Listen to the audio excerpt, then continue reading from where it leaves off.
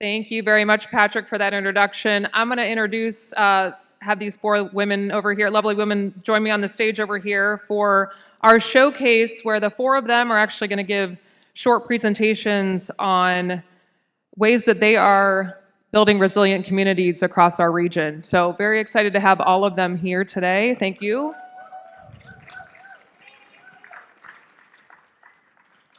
And while they get settled, our first speaker today is going to be Jennifer Cheek. She is the Heat Resilience Coordinator at the Miami-Dade County Office of Environmental Risk and Resilience.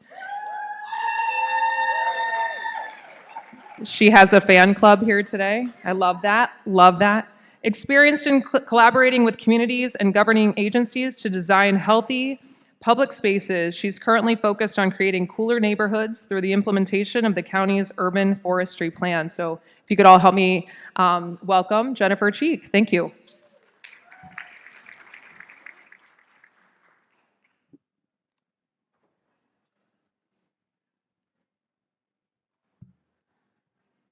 Hello.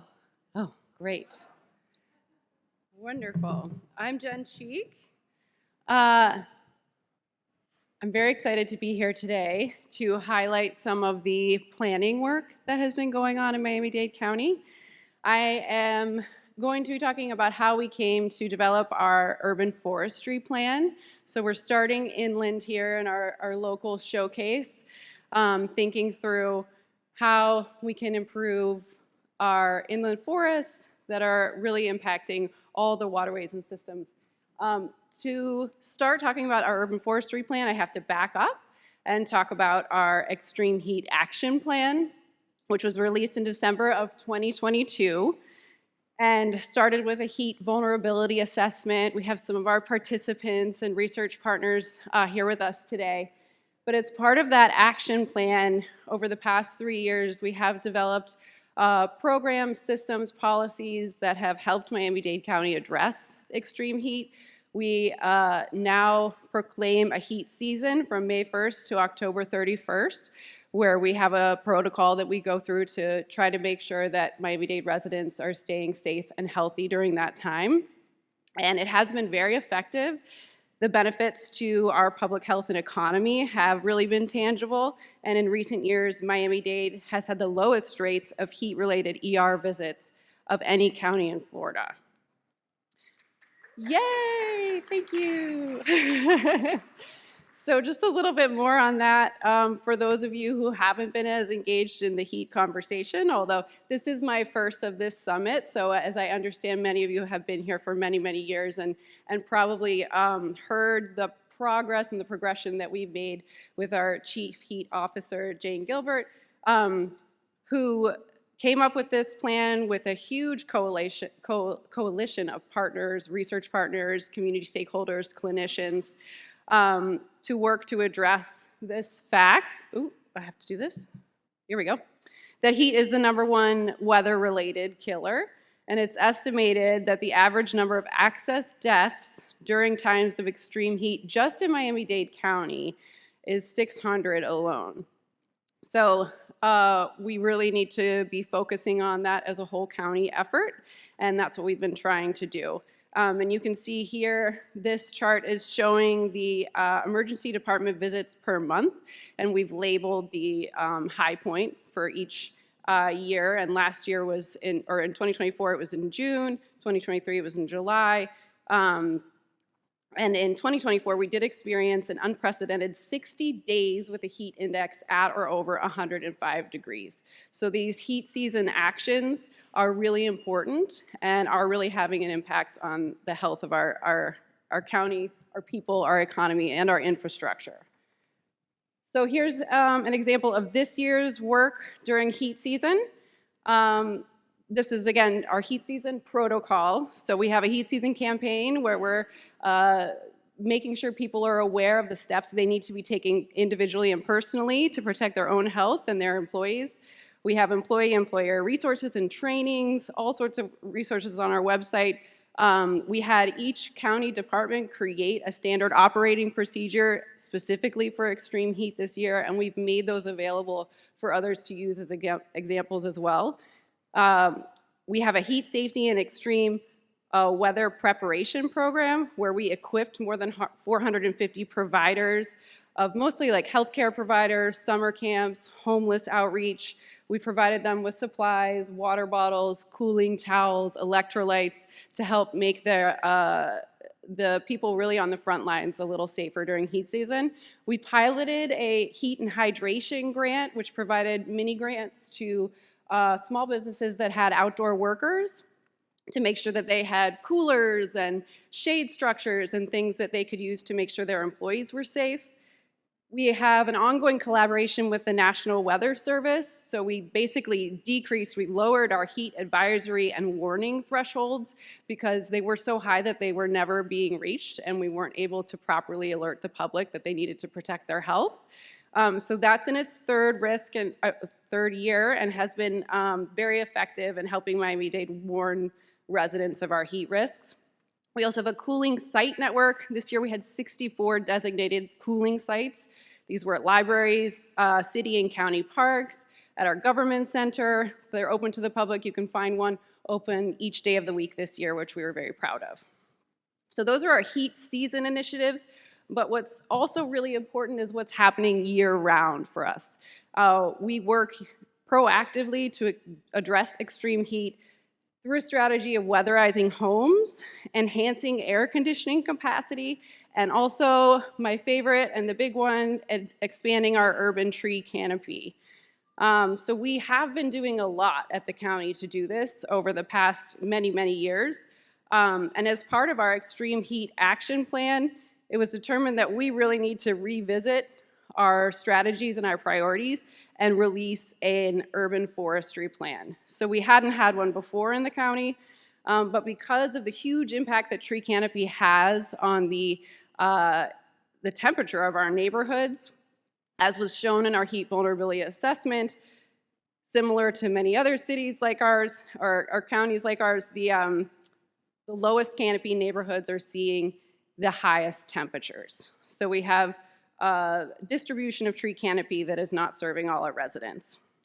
And it can be about 11 degrees hotter in those low canopy areas. So a real priority for us to focus on tree canopy and increasing the opportunities for us to green and shade our neighborhoods. It's, like I mentioned, been an ongoing initiative. And there are many of our DERM members here, our Department of Environmental Resource team here who have been working, there you are, who have been working and really innovating in this initiative in a long time. But you can see here, the tree canopy is affected by things beyond our control. In 1996, we had about 10% tree canopy, and that was after Hurricane Andrew. So really, storms have the biggest impact on our trees.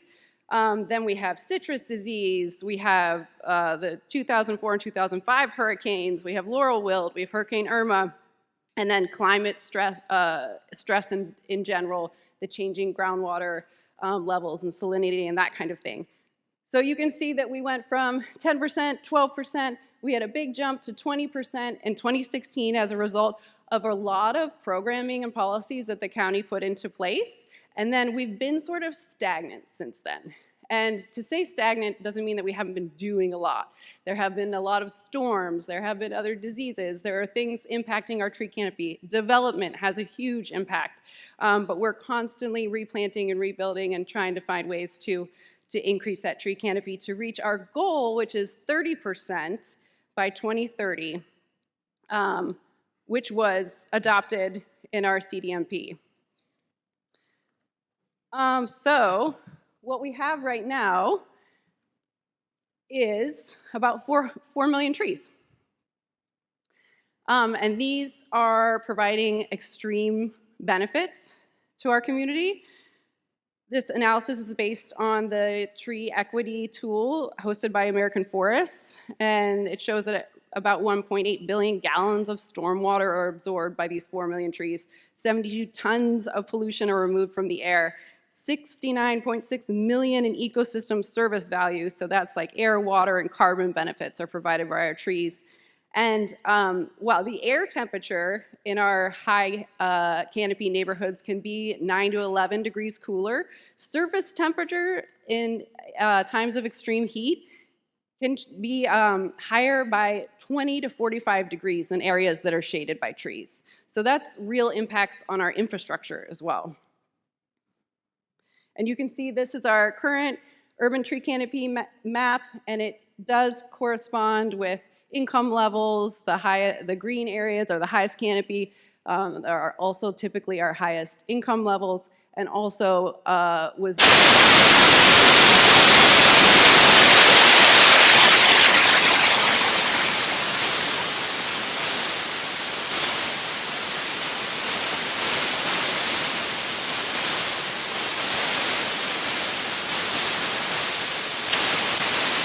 program.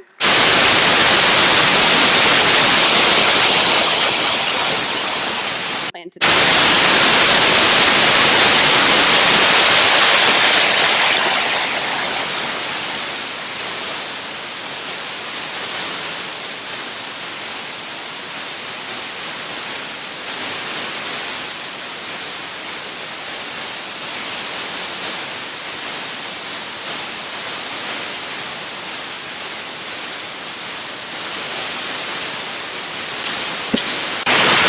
building on what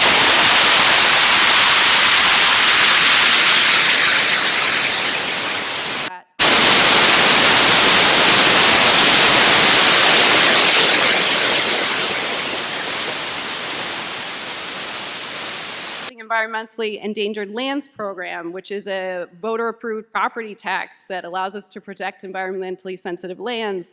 Our Parks and Open Spaces team manages 280 parks covering more than 13,000 acres and maintains street trees on 265 miles of medians. So we have teams all over the county, and this doesn't even include our Department of Transportation and Public Works, who's managing street trees as well.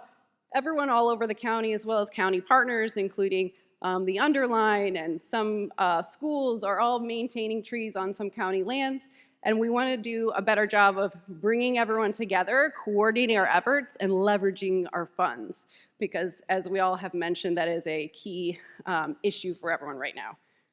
And in terms of protecting, we want to make sure that we're updating our tree ordinances and our landscape code and manual. Some of that has been stifled by state initiatives that have slowed us down, but we're progressing and moving forward. And also our urban development boundary, which plays a big role in how much of our forested land is protected. So we did release our first ever urban forestry plan in February, very exciting, and now we're working on our annual report, which will come out early next year, hopefully, for you to see the amazing work that we've been doing. And there was significant community engagement around this plan, and there were 5 goals that were developed by the end. The first was prioritizing the lowest canopy areas in our county. The second is proactively protecting, maintaining, and planting trees. So we want to try to create a growing mentality rather than a planting mentality, which is a saying that I've heard our chief, everyone's titles have changed recently, Chief of Forestry, Urban Forestry, say multiple times, which I really appreciate. We want to be engaging community stakeholders, raising awareness, engaging local people in decision-making around trees. And 5, we want to establish a dedicated funding source for reforestation capacity. So we're working to ensure that capital improvement projects, like was mentioned earlier, are always prioritizing green infrastructure and have the staff support that they need in order to integrate those ideas into their designs. We're going to be creating incentives for private businesses and residents, and we're also thinking through seeking voter-approved funding for forest maintenance. And so in order to reach those goals, these are the 5 strategies that we've been working through. We have these 5 strategies. There are 34 actions associated with these strategies to help us realize our 30% goal. The first is just accelerating tree planting, maintenance, and preservation. We are investing in education. We are working through an administrative order to prioritize trees preservation on county lands. We're demonstrating different green infrastructure projects, which I'm really excited about. We have parks that are integrating cypress trees to help stormwater storage. We have some projects with the Department of Transportation and Public Works where they're integrating suspended pavements and soil cells, which is not something that we typically do in our normal everyday projects. So we're trying to test and standardize and hopefully scale up these green infrastructure projects. Number two is expanding private, municipal, and institutional partnerships. We're trying to work more with the schools. We have a volunteer ambassador program we're starting. And we're also going to be supporting the growth of arborists and landscape jobs in the urban core, promoting training programs, working on a wood recovery system. And the biggest one is going to be integrating our systems for tracking tree canopy, tree inventory, vulnerabilities, and progress. We cannot manage what we cannot measure. We're really focused right now on having an in-house inventory system, which our DERM and IT folks have developed together. And we're really going to be bringing everyone on the team, DTBW, our community partners, together to help make a really accurate, wonderful, useful inventory, as well as update our tree canopy assessment. And our FIU team is here, who's helping us do that as well. So I have a couple of copies of the plan. I have our wonderful summary of the plan up front for people who want to see it. And I'm happy to talk to you all later about it. Thank you.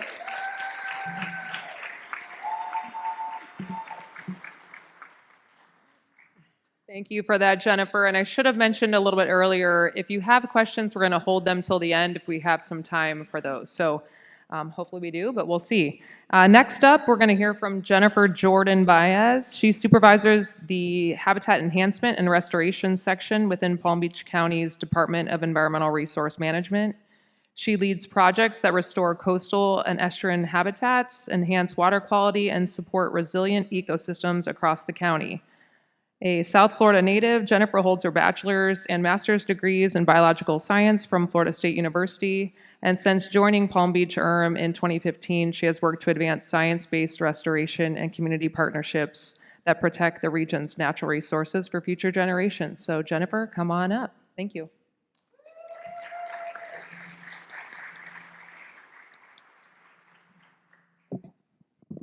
Good afternoon. And thank you, Jody, for that introduction. I am pleased to have the opportunity to share with you Palm Beach County Environmental Resources Management's efforts to restore resiliency in Lake Worth Lagoon by building nature-based solutions, something we've been doing for 30 years. I'm noticing I do not have the same cheering crowd that Dade County. Wow, thanks.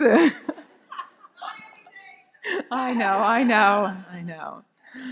All right, so why restoration?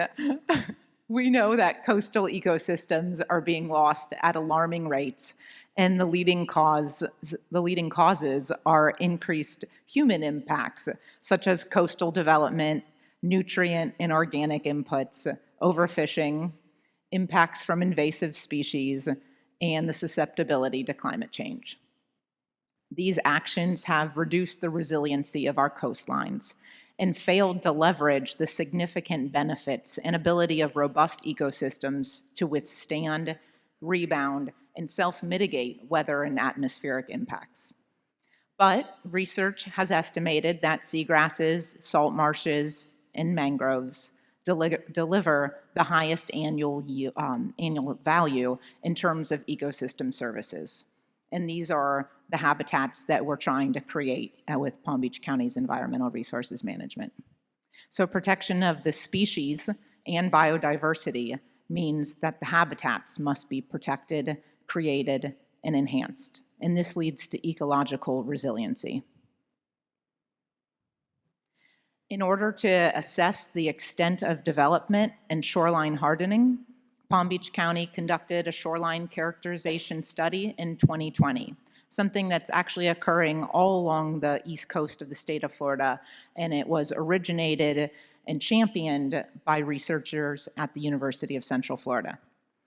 The data collected in Palm Beach County's Lake Worth Lagoon estuary showed that 70% of the lagoon's shoreline was modified with a hardened structure, leaving only 30% of the lagoon shoreline natural, with shallow flats, seagrass, mangroves, or oysters.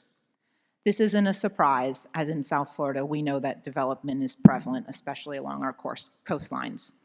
But these essential habitats protect against increased wave energy, provide for essential coastal habitats, and provide for coastal resiliency.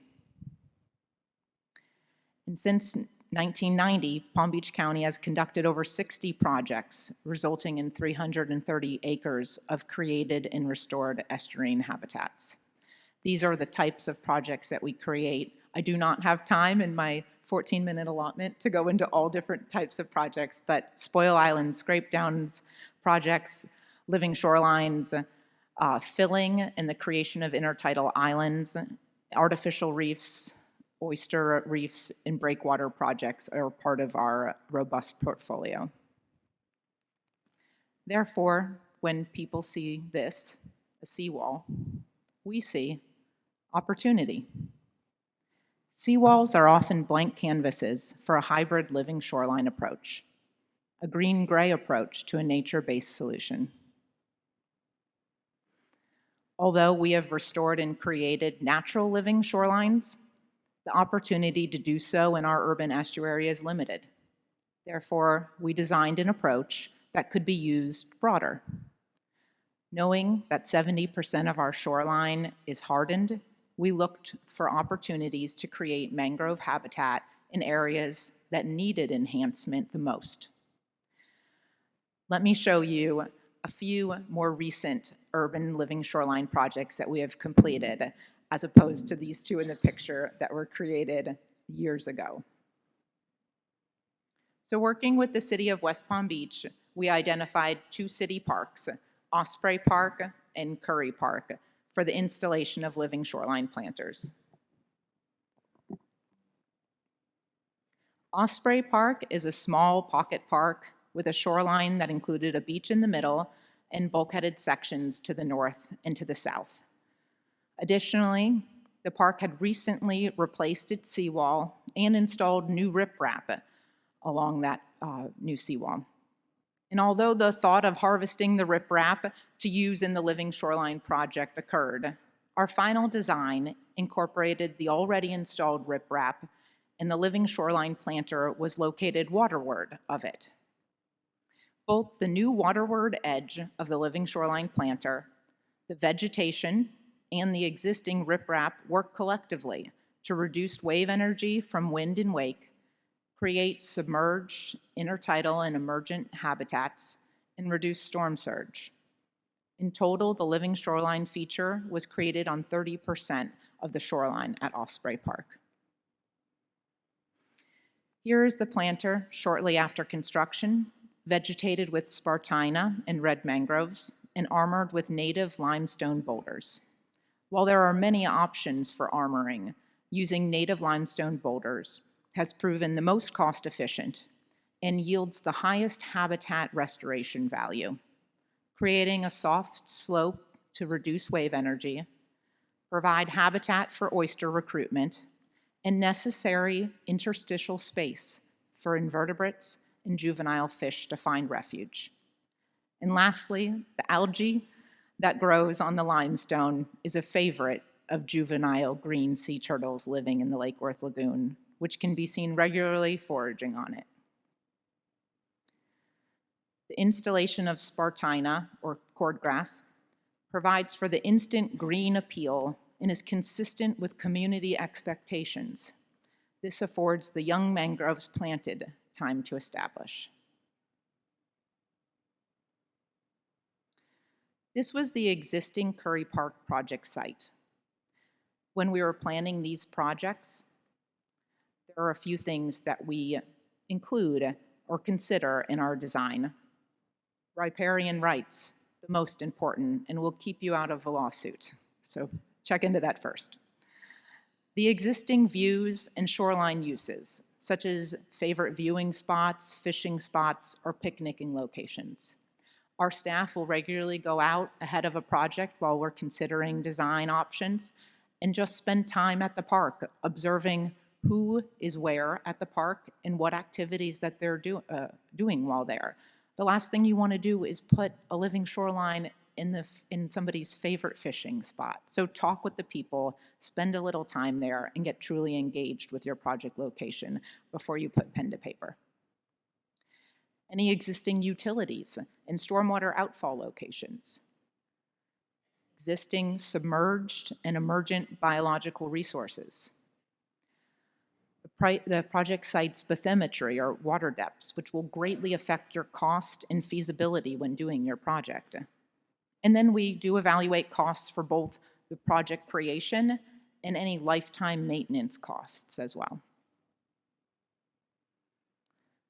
Here's Curry Park just after the living shorelines were installed.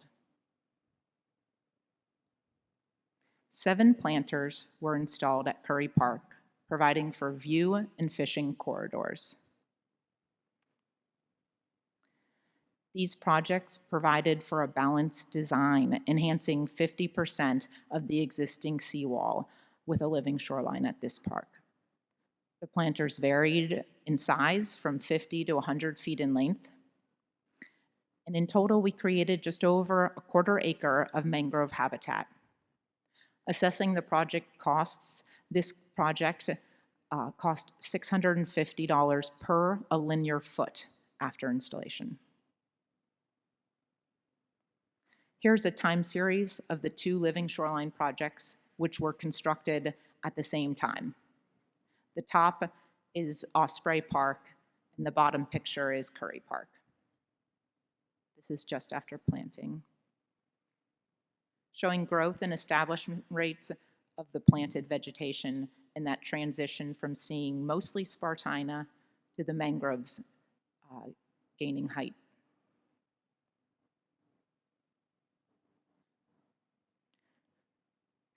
And with that, I'd be happy to answer any questions once the remainder of our panel has presented. So, thank you.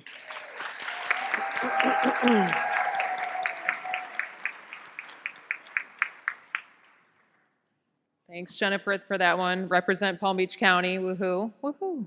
All right. Moving along, Amy Knowles will be our next presenter. She serves as the Chief Resilience Officer and Director of Environment and Sustainability for Miami Beach. Woohoo! Okay, yes, there we go. All right.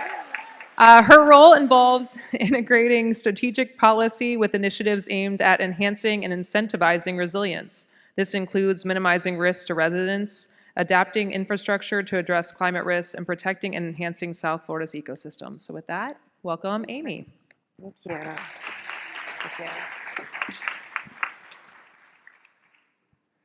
Well, thank you very much, and for the extra woohoos. It's always helpful. For those of you that have been attending the summits for a long time, you may have recalled a couple summits ago in Miami Beach where we provided tours to go visit a little seawall. And at the time, we were so proud of this little seawall that was pulled into a park that was eventually to become a living shoreline. And for Miami Beach, that's a really big deal because we're very tiny, and I'm a little bit jealous of all the land that you have here in Palm Beach County. But we were able to create a hybrid living shoreline. Now, I've been with the city for almost 10 years, so I get to share with you a little bit about this story and really, how it was done and accomplished. So I wanted to just point out a couple things. Miami Beach is very tiny. We don't have 1,000 acres of wetlands, not 100, not even 1. So any little areas that we can find, we're very happy to share. And we were also recently selected as an award for the 2025 Best Restored Shore Award from the American Shore and Beach Preservation Association. So with that, I will move along. Okay, so just a little bit about Miami Beach in case you're wondering why shoreline protection is important. Let's look no further than this graphic created for our vulnerability assessment and sea level rise adaptation plan, which was just approved this year. So we face flood risk from all flood types and from all sides, on top, below, the ocean side, and the bay side. Our average elevation is about 4.5 feet NAVD. We are in Hurricane Alley, like much of South Florida and Florida. We have highly vulnerable areas, but we're also highly valuable. So this year we had $60.3 billion in taxable assessed values. So we have a lot to protect, and that's only for 7 square miles. In 2024, we had 10.4 million visitors to our little island. So adaptation strategies are essential, and seawalls are very important for our bayfront strategy, which is basically the west side of Miami Beach. But we have a challenge because 91% of our seawalls are privately owned. So any lessons that we can take from any projects, we are hoping to incentivize with private properties, and over time, it's important to scale this resilience because of all these complexities that we face. Now, resilience is not just a slogan, it is action on Miami Beach. And I want to draw attention to the little king tide photo on the upper right-hand side. You can see multifamily residential. This was taken in our North Beach area. And there's something missing, and what's missing is a seawall. And you cannot see it because we had king tides. It is fully overtopped with the waters going up to the building. So there are so many safety issues there. From water quality to building health to public health. So many issues there, and we know that this is a problem. And this is also an area that might not even have the money to fix that seawall. So we do envision a future where, not right now, but someday, we'll be able to replicate this, hopefully even on private properties. This project also aligns with our Resilient 305 strategy that we did create with Miami-Dade County and the City of Miami a few years ago to expand nature-based solutions, and it was called out in that, and it was done. So it is a green-gray model that we think can blend natural and engineering solutions. So I just want to highlight here that without that strategy, this probably wouldn't have been designed because it was originally anticipated as just a plain old seawall, and with excellent people like Flavia that's in the room and others before my time, they really made sure to integrate that gray with the green. So overall, as you're looking, you're seeing the Indian Creek waterway. You are seeing mangroves, you're seeing a lookout, a connection to the water, you're seeing a whole revetment that actually captures that water and stabilizes, and then you're seeing a path with a seat wall that people can sit on, as well as a seawall. So all of this was done to attract people to nature and to the connection to health. So a little bit about where Brittany Bay is. It is the upper east side of the city of Miami Beach. It's a very narrow section. It is very near community centers. It's a lot of multifamily residential, hotels, and it's also an evacuation route. So it borders Indian Creek Drive, which is very important for us. And so it serves many different purposes for this neighborhood. In terms of pre-construction, you can see this is pretty sad looking. That's an old seawall before we had our new elevation requirements. The sheet pile is corroding. Stabilization was a big goal. We needed to reduce flooding. The park was low. The seawall was low. Again, next to a major route, it's a pretty significant concern. Habitat restoration is also a goal, even though doesn't seem like Biscayne Bay, which always seems to be a little bit further west. It is part of Biscayne Bay Aquatic Preserve, which means there are a lot of protections there. Although there are limited natural resources in this area, we want to do everything we can to restore them. Stormwater quality is a huge issue for us, so this gave us an ability to also filter from a natural perspective as opposed to just pipes and pumps. And again, this is a park, and that access is really important to us. I know the county mentioned trees, and this was also an opportunity for us to get trees in. We don't have a lot of plantable space, so we're able to also get those in as well. And this is just another picture here, and these are the primary goals, which I mentioned. We have everything here from the shoreline stabilization to flooding and the neighborhoods and all of that. Moving right along to the regulatory limitations, this is a construction photo, and it is regulated at the local level, the state level, and the federal level, and dredging and filling is either one, extremely complicated, or wholly denied by the regulatory agencies. So how do we work around this? We actually had to build into the uplands. We had to take parkland away, which can be a little controversial. So we left the existing failing seawall, we added in mature coastal vegetation, and a tidal connectivity infrastructure, constructed the riprap revetment, and then placed mangrove popples at the lowest elevation within the revetment. In terms of funding of partners, when the park was redesigned, it was really important to find additional funding. And luckily, our city had approved obligation bonds for the park, but we had to successfully leverage Find Waterway funding, which in turn helped to attract funding from the Nature Conservancy and FPL and the NextEra Energy, because that helped us fund the green with the gray. So it took a little time, but this was done, and it helped put that funding package together. So overall, it was about $2.8 million. Community engagement, really important. Here's a beautiful picture of that lookout. People want to be connected to the water. They don't want to sit and look at a seawall. So it's really important that this be integrated. We have a neighborhood affairs division that has all of our capital projects online. It captures every presentation, the videos, the purpose, who to contact. It's really important to get that support. How our elected officials work is that if they hear an outcry from the community, they ask questions, and the project will get discussed at a meeting. It may even get paused. So it's really important for us that we get that support early on, and that was a big part of this project. Really important for us that this be replicable and scalable within an urban level.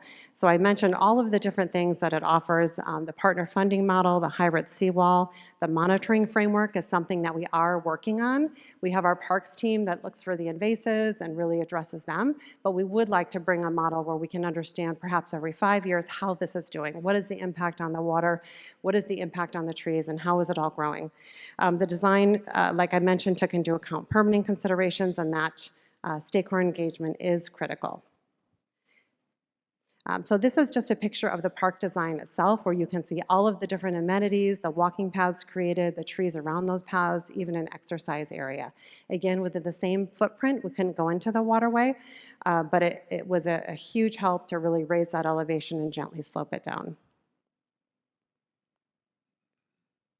This is a picture post-construction, and I want to point out all those cars sitting in traffic. Hopefully they're staring at the park and enjoying those beautiful mangroves, and hopefully they'll stop by and visit at some point. And this was really important to us to make sure that we're preserving. We did 18 mature mangrove trees, 472 feet of shoreline, and a lot of trees had been colonized over time, and so we were able to keep them, and we planted 680 new mangroves. We had a little problem, though, with the iguanas. One of the things we did learn was right after we had a community planting event and planted all of these new mangroves, they were eaten within 24 hours. Yes, so that's our little iguana friend. And so we had to go back to the drawing board and replant and plant larger ones, and also we had to have some help with the iguanas. So that really was a challenge for us, something I think that was a big surprise. But some lessons learned that we do have is the value of integrating natural into urban, even when you think you don't have the space. And don't be afraid to change. You know, we have a partnership among our city employees, and the design really was changed to accommodate the green. We regularly check in with the Parks Department and others to see how things are doing. We stop by, we give tours, so please don't, feel free to reach out if you're ever down on Miami Beach. And that you can restore ecological function, particularly important for Biscayne Bay, and also help protect against extreme weather and sea level rise. And I mentioned the iguanas, remember the iguanas. So I have a couple pictures post-construction. So this is what the park looks like now. This was 2 years post-construction. You can see all these plants growing in really well. It's very beautiful. It is very, very popular. Everything's growing, and we're really pleased, and we've been able to replicate this in other parks as well. Something I wanted to share too was that, this fall we had very high king tides, as I think many of us experienced, and what was really neat to see was that the tidal event was fully captured within the tidal structure, within that revetment. So rather than just puddles of water or more erosion and more problems, while Collins Avenue was completely submerged this year, this park was able to handle all of the king tides. So I think that's just a great example of it worked. Thank you. It did what it was supposed to do, and it can still be beautiful, and it can still be cooling. Here's just some more pictures of how it's all growing in. Very beautiful, and again, we're really excited to win an award for that. So big thankful for everybody here that helped out. Here's a bird's eye view of the park and how pretty it is, from the electeds to the residents and to our funders and the current and former staff teams who dreamed this up, and we actually got to implement it. So thank you.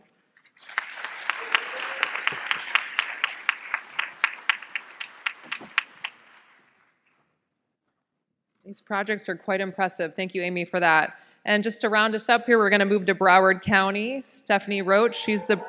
Hey, there we go. Didn't even need to ask for it that time. There you go. She is Broward County's Beach Program Manager. She has a master's degree in biology from Florida Atlantic University, go Owls, and 2 bachelor's degrees from the University of South Carolina, 1 in marine science and 1 in biology. Stephanie has worked for Broward County for 9 years and previously managed the Broward County Sea Turtle Conservation Program before stepping into the beach manager role in 2024. Stephanie's main responsibilities are managing 24 miles of beaches and associated projects, including the long-awaited sand bypass at Port Everglades project, which we'll hear about here in a little bit. In her free time, Stephanie enjoys cooking and practicing yoga. Welcome, Stephanie.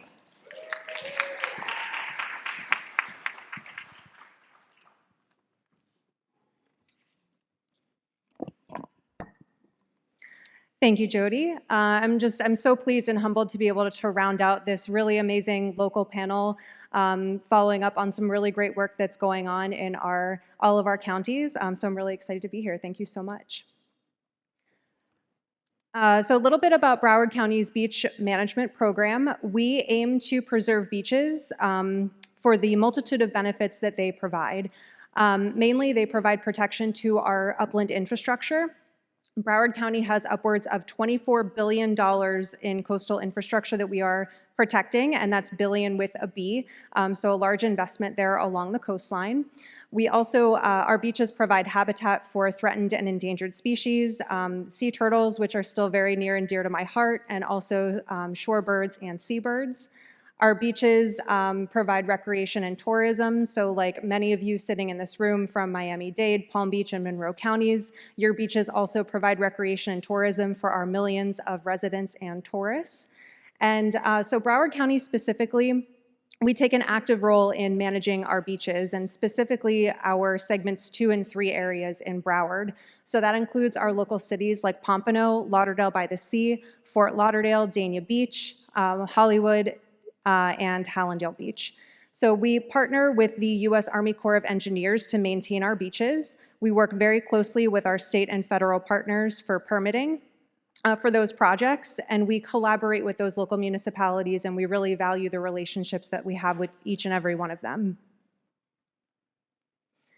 For the rest of this presentation, we are going to be focusing on a particular area of interest that may be familiar to a lot of you. This is the Port Everglades Inlet, which is just on the south end of Fort Lauderdale. The Port Everglades Inlet is a man-made inlet that was created in the 1920s, 1930s.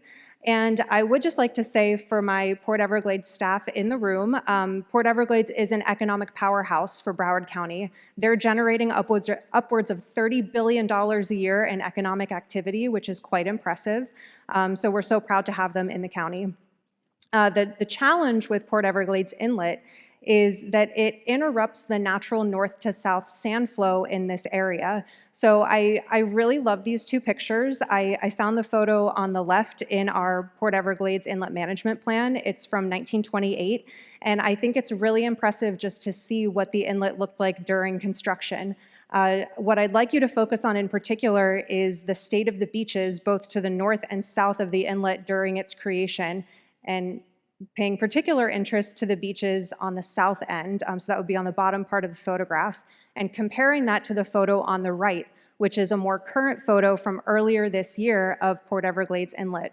So you can see the huge disparity in width of our beaches on the north side compared to the south side. So the creation of the inlet and the channel itself caused an interruption of that sand flow, which is leading to really wide beaches to the north and sand-starved beaches to the south. And so this is a problem that we have been trying to solve in Broward County for decades, and I'm so pleased to be able to speak to you about this project that's going to solve this problem. The next series of photos demonstrates the critical erosion that is occurring on the south side of the Port Everglades Inlet. And I'd like to point out that this area of beach experiences the highest rate of erosion in Broward County. So the county and the Army Corps of Engineers mitigate this sand loss with regular beach nourishment activities. And the most recent nourishment that I'll show you some photos of took place in 2021 through 2024. So this first photo on the left side of your screen is just before this recent project took place. So this photo was taken in March of 2020, again, just before sand placement started. The last major project in this area occurred in 2005, 2006, so roughly 15 years prior. And you can see the state of the beaches. We're just in desperate need of sand in this area. So fast forwarding to the middle photo, this is just as construction was wrapping up in this area in March of 2023. Across 2 placement seasons, we placed 500,000 cubic yards of sand on these beaches, and so you can see just how wonderful the beach looked right after construction. And then let's fast forward another 2 years to March of 2025. You can see just how quickly the sand left this area, leaving us again with a need to replenish this beach again. So according to the sediment budget and my very intelligent consultants, this area of beach loses between 40 and 60,000 cubic yards of sand every single year. And just as a reminder, there is no natural input of sand in this area, so we had to come up with a solution to find sand for these beaches. This area cannot afford to rely on these traditional beach nourishment projects every 10 to 15 years. There had to be a better solution. So for the rest of this presentation, I'll be discussing the county's sand bypass project, which is the environmentally preferred solution for sand management in this area. A little bit of background about the sand bypass project. It has been 30 years in the making, and we are finally kicking off the project. So it's taken us 30 years of permitting, planning, and design to finally get this project up and running, and we're so proud to see it finally go to construction this year. So it's a really exciting time for us in Broward County. We have undergone rigorous modeling and coordination with our state and federal partners to ensure that all necessary environmental protections are in place for a successful project. The county has also engaged with the public and local stakeholders in the development of the design plans for the project. And as a result of this coordination, we're so proud of the final design and truly stand behind what is going to be a really environmentally beneficial project. It's going to provide about 50% of the sand needs for those southern beaches, which is quite impressive. And so next I'm going to go into some details, but just keep in mind this is going to really reduce the need for our large-scale beach nourishment activities in this area, and it's just going to really be a great project. So the project itself has several different components, and first, we had several pre-construction activities, which I'll go into a little bit in more detail on the next slide. But the project is broken up into 4 construction phases. The first one, which we just kicked off in October, is dredging of the sand trap.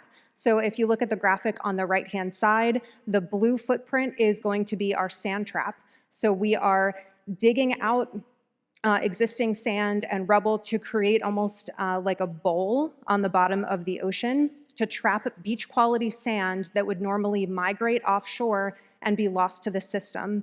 So we're creating a place for that sand to go and be captured for beneficial use later on the south side of our inlet. We'll then be removing some rubble material in the yellow area on the graphic. We'll be conducting some North Jetty improvements because it is in desperate need of some improvements to help make the system a lot more efficient. We'll be building some artificial reef mitigation as part of the project and then clearing out some additional rubble in the future. Once the entire project is complete, we will be monitoring the sand trap to ensure that it's functioning properly and capturing the amount of sand that we want it to capture. And in about 2 to 4 years, when that trap is full, we'll be conducting future maintenance events. And so we will physically take that beach quality sand out of our trap, barge it south, and place it in the green area on the beach, those beaches that are south of the inlet that are in such critical need of this sand. So what the project is doing is keeping that beach quality sand that is local in our system for beneficial use.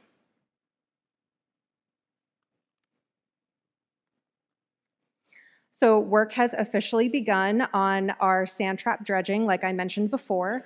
So if you visit Port Everglades or Fort Lauderdale and you are cruising along on your fancy boat, you will see Great Lakes Dredge and Dock is just offshore with their Dredge 54 currently. Their second dredge, the Dredge New York, just arrived in Port Everglades last week and will join the project efforts hopefully this week. So it's a really exciting time for us, and again, we're just so proud to see this project finally come to fruition after such a long time to get it going.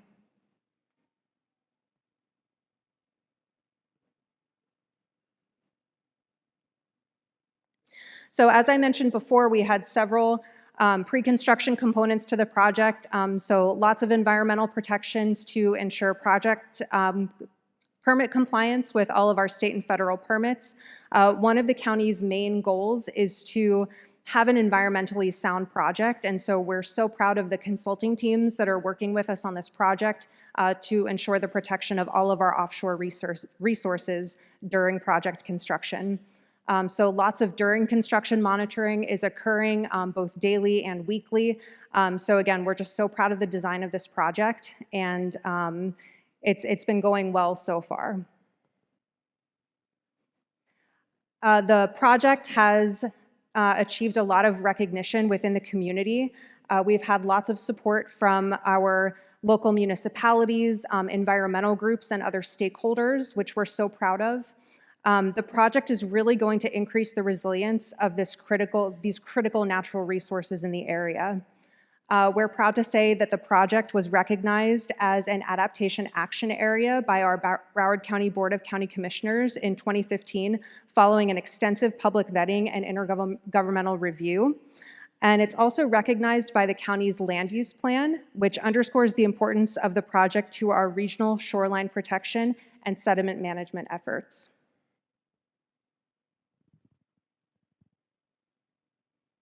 I'd like to close by highlighting the benefits of the Sand Bypass project.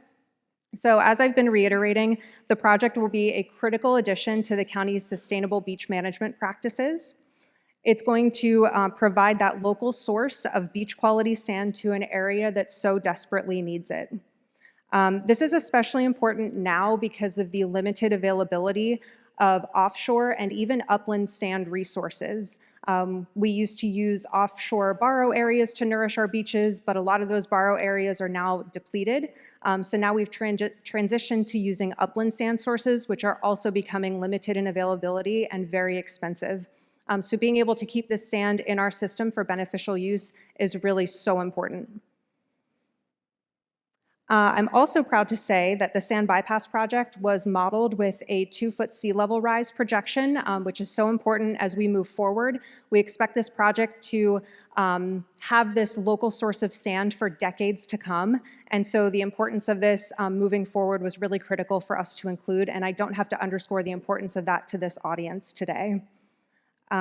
Lastly, this project is going to augment our existing beach programs, including our dune management program, which aims to have 80% dune coverage countywide on our beaches.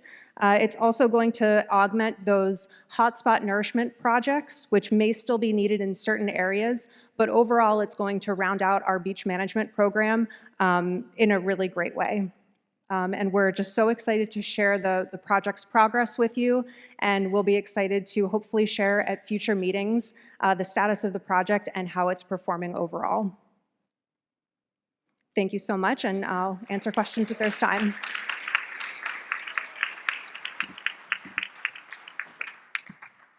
Thank you, Stephanie. I do think we do have time for a question here. So there are some microphones in each of the rows. If anyone would like to ask a question of the 4 lovely ladies up here.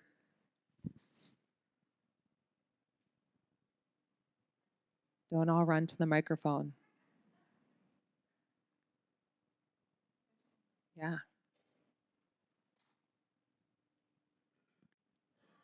Hello, my name's Ella Shams. I'm with the Village's Daily Sun.